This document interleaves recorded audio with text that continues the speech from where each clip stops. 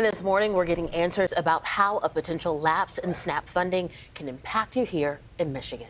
Joining us now is Michigan Congressman Thanedar. Good morning. And Saturday, millions of Americans could lose supplemental government assistance that helps them put food on the table.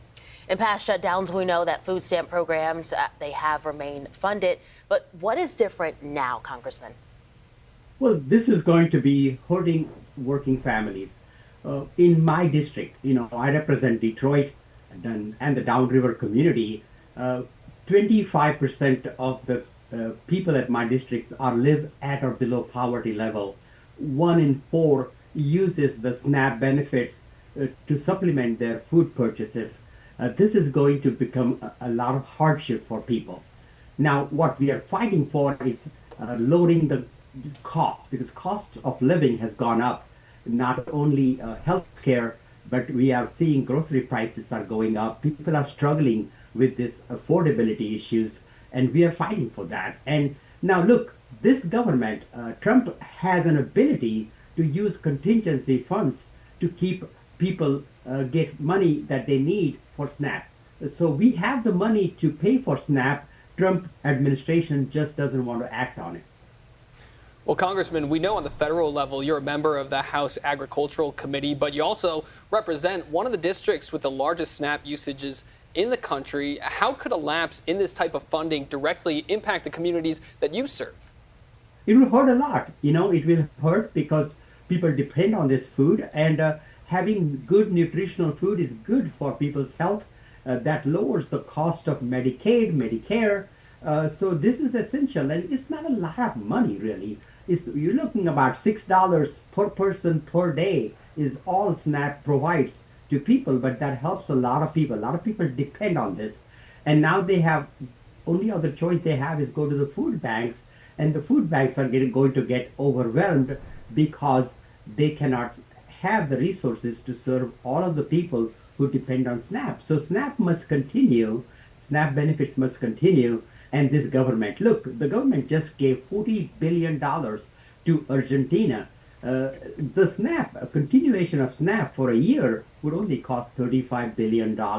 This government has the resources to do it, and they must do it to help the people.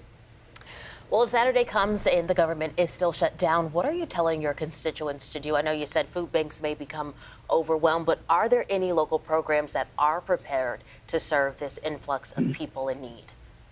Yes, we are. And then we are trying to get private sector to come and deliver more foods to the food banks. One of the bill, which will not affect right away, but I introduced a bill to make it easier for people, corporations, entities to give food, donate food to food banks. So my bill would make it easier for food banks to get more food. We are locally, I just had a town hall, and we had conversations with food bank executive. I visited food banks. We're trying to do some stopgap while government opens up again. But the big thing that needs to happen is that USDA has contingency funds, and this is an emergency, and there is no better time to use that contingency funds to get food on kitchen tables for people. And that's what I'm fighting for in Washington, D.C., and that is what I'll continue to fight. And also we need to work on lowering the healthcare costs, because healthcare premiums are going to double and triple very soon. And that's also is a fight that's worth fighting about. Well, focusing in on what's happening in D.C., some people are saying that funding SNAP benefits is bigger than politics. It's really about the people. So what's being done to end the government shutdown so we can go back to paying these workers and funding these programs?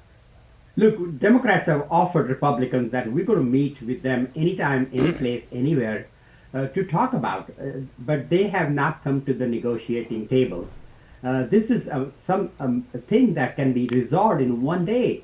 All we have to do is agree on extending those ACA tax subsidies, because without that, people's healthcare costs are going to skyrocket, and people are not going to be able to afford health insurance. And that's going to cost people not able to get the life-saving medication that they need. And by some estimation, this will cause 50,000 people die every year because they don't have access to good health care. This is simply not acceptable. We are the richest country in the world. And for us, for people going hungry, children fighting, hunger, not getting the food benefits that they need, this is totally unacceptable. And we'll continue this fight to lower healthcare costs. We'll continue this fight to get the SNAP benefits. And this administration has cut SNAP benefits. They have cut Medicaid and hurting people at the bottom of the economic ladder while giving tax breaks to the rich and the wealthy. And that's simply not acceptable. All right, Congressman Shri Thanedar, thanks so much for taking the time out this morning to give your perspective on such an important topic.